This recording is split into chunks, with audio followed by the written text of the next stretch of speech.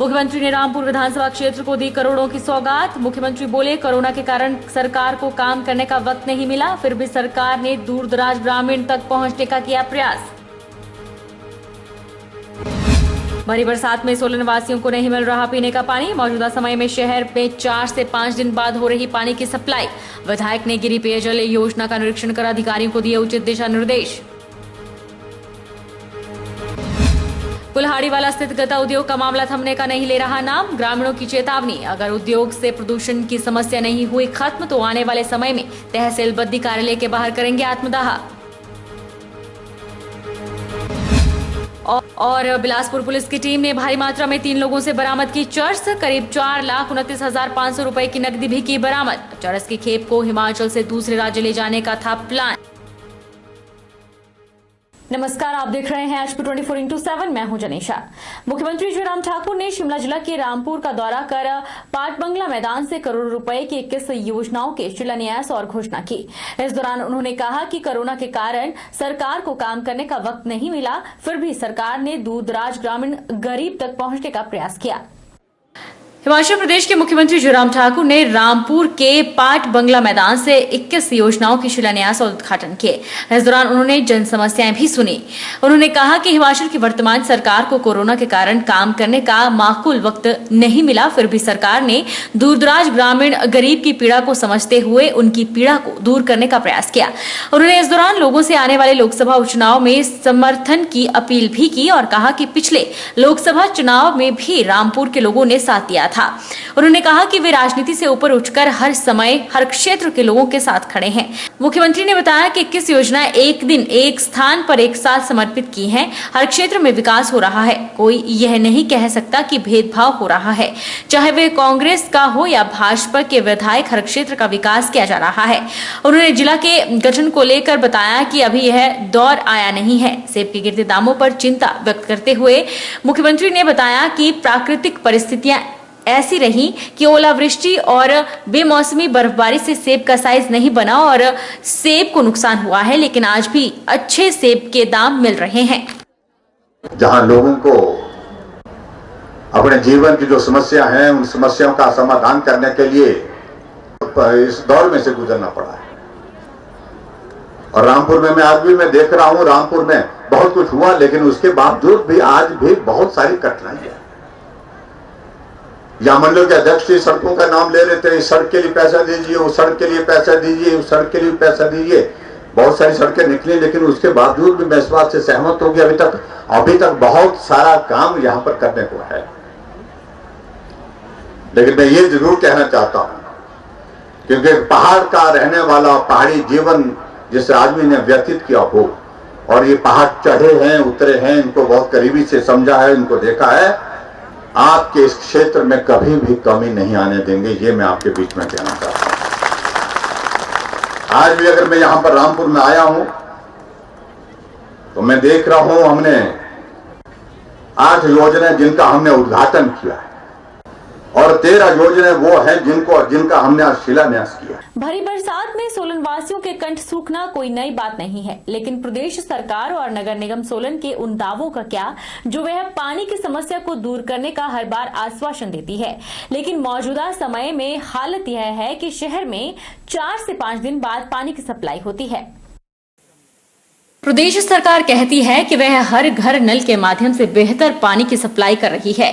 सोलन नगर निगम ने भी चुनावों में पानी की समस्या को दूर करने का वादा किया था, लेकिन वादा ही रह गया। हालत यह है कि शहर में 4 से 5 दिन बाद पानी की सप्लाई होती है। वहीं सोलन की जनता की परेशानी को देखते हुए विधायक धनीराम शांडिल ने भी गिरी पेयजल योजना का निरीक्षण किया और अधिकारियों को उचित दिशा निर्देश दिए। शांडिल ने कहा कि बिजली विभाग, जल शक्ति विभाग और नगर निगम के बीच समन्वयक बनाकर पानी की समस्या को दुरुस्त किया जाएगा। सर्विस कंडीशन में साफ होता है कि जो भी काम, और इतना डिफिकल्ट काम तो है नहीं कि कोई बड़ी भारी कोई बॉर्डर पे जाकर या कोई सीमा में वर्ती इलाके में जाने की बात है। तो यहाँ पे तो कोई अच्छी सभ्यता वाली जगह, सिविलाइज्ड प्लेस है, ये तो ड्यूटी तो करनी होगी और उससे सख्त निर्देश दिए जाएंगे कि अगर बात नहीं भी मैन पावर है तो ये 2 आदमी को आउटसोर्स कर सकते हैं। ये कोई बड़ा भारी काम नहीं है। लेकिन 133 केवी स्टेशन है, जब रात को पता ही नहीं लगेगा कि क्या हो रहा है और कोई आदमी इसको मैन नहीं करेगा तब तक ये ठीक नहीं होगा। इसके लिए हम सख्त निर्देश देंगे और ये सख्ती से निर्देश देने के बाद I am sure this problem will and. और सोल्यूशन इसका यही है कि इसको यहाँ पे बिना बाधा की एक ऐसी सिस्टम हो जिससे अनइंटरप्टेड सप्लाई इलेक्ट्रिसिटी की रहे ताकि वाटर लिफ्ट किया जाए। इससे लगा है कि अभी तक IPH का शायद बिजली विभाग से तालमेल ठीक नहीं है और जब इनके बाद लाभ लिफ्ट हो जाता है तो फिर हमारा जो अपना निगम का है उनका भी इनके साथ ठीक तरीके से तालमेल होना बहुत अनिवार्य है। तीनों डिपार्टमेंट अगर ठीक से काम करेंगे तो मुझे आई एम श्योर कि इस प्रकार की कोई दिक्कत आएगी भी नहीं। और निश्चित तौर पर राजनीति अस्पताल, पानी, बिजली जैसी समस्याओं पर खूब होती है, लेकिन सोलन के नेताओं और अधिकारियों के पास इसका कोई समाधान दिखता नजर नहीं आ रहा है। यही कारण है कि हर साल वो ही ढांक के 3 पात देखने को मिलते हैं। मुख्यमंत्री जयराम ठाकुर 3 सितंबर को सिरमौर जिले के 1 दिवसीय दौरे पर रहेंगे। इस दौरान मुख्यमंत्री सराहा और शिलाई में जनसभाएं करेंगे और लगभग 500 करोड़ के विकास योजनाओं का लोकार्पण भी करेंगे। शिलाई क्षेत्र में मुख्यमंत्री का यह दूसरा दौरा है। मुख्यमंत्री के दौरे से शिलाई क्षेत्र में लंबित पड़ी मांगों के पूरे होने की आस जगी है।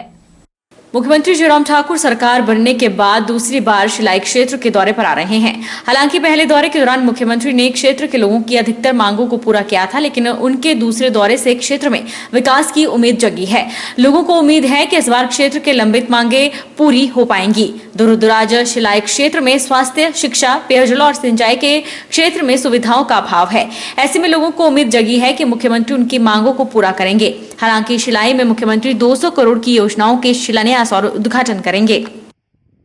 वैसे तो सिरमौर का दौरा है, सिरमौर में बहुत सारी योजनाओं का शिलान्यास और उनका जो होने वाला है, घोषणाएं होने वाली है, वो तो अलग से बात है। लेकिन शिलाई क्षेत्र के लिए इस बार हमें बड़ी उम्मीद है कि बहुत सारी चीजें ऑलरेडी हमें ये दे चुके हैं, लेकिन फिर भी विकास की कोई सीमा नहीं होती है। और मैं उम्मीद करता हूं कि मुख्यमंत्री महोदय हमारे शिलाई क्षेत्र के लिए बहुत कुछ कार्य करेंगे और बहुत सारी घोषणाएं और शिलान्यास करेंगे, साथ में लोकार्पण भी करेंगे। और एक क्षेत्र जो हमारा बीच का कफोटा क्षेत्र है, उसमें भी हमें बड़ी उम्मीदें हैं कि मुख्यमंत्री महोदय जी और साथ में बलदेव तोमर जी इस विषय में समझेंगे और सोचेंगे और ऑलरेडी सोचते भी रहे हैं। तो मैं उम्मीद करूंगा कि यहाँ के लिए भी बहुत सारी चीजें जो उनके क्षेत्र में, इनके जहन में है और जो विकास की दृष्टि से अति आवश्यक है, वो इस कफोटा क्षेत्र के लिए जरूर करें। का दौरा है, कल जो सीएम जयराम ठाकुर जी हमारे शिलाई में आ रहे हैं, तो लोगों ने उनसे काफी उम्मीद लगा रखी है। शायद विकास का थोड़ा विकास जो होगा या जो करना है, तो उसमें विकास की काफी उम्मीदें लगा रखी है कि जो लोगों की पिछले कई सालों से मांगे हैं वो लंबित पड़ी हुई है, शायद वो इस बार पूरी हो जाए। बरोटीवाला के कुल्हाड़ीवाला स्थित गत्ता उद्योग और ग्रामीणों के बीच में प्रदूषण को लेकर बवाल थमने का नाम नहीं ले रहा है। तहसीलदार बद्दी के नेतृत्व में उद्योग को टेस्ट के लिए चालू किया गया।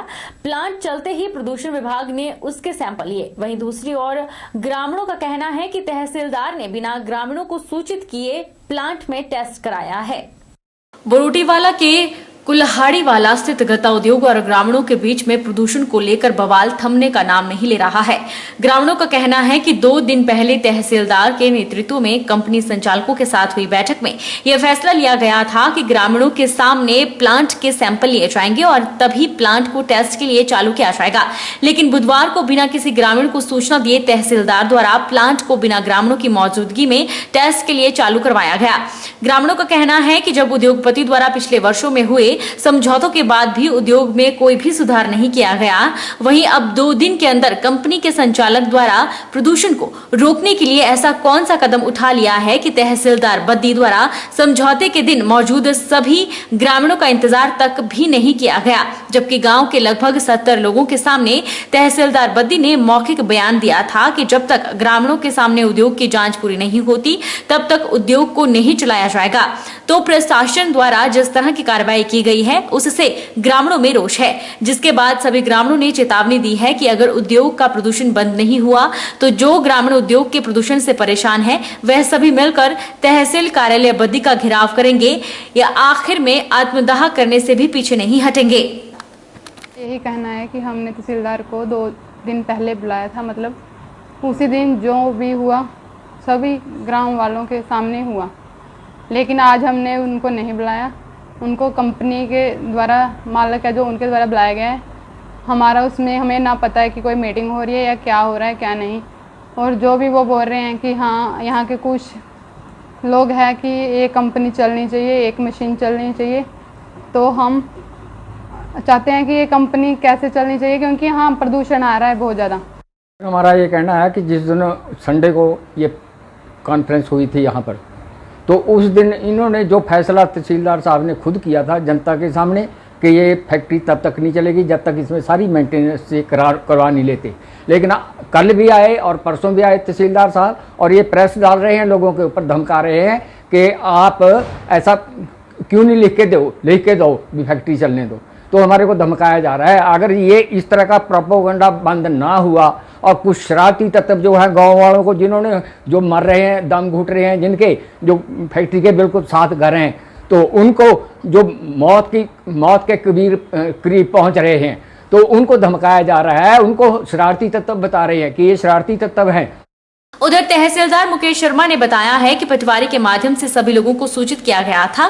प्लांट को टेस्ट करने से पहले भी मोबाइल फोन पर लोगों को सूचना दी गई थी, लेकिन पंचायत प्रधान को छोड़कर कोई भी व्यक्ति नहीं पहुंचा। उन्होंने बताया कि अगर प्रदूषण विभाग से रिपोर्ट सही आती है तो कल से प्लांट को चालू कर दिया जाएगा। वक्त तो चला है एक छोटे से ब्रेक का।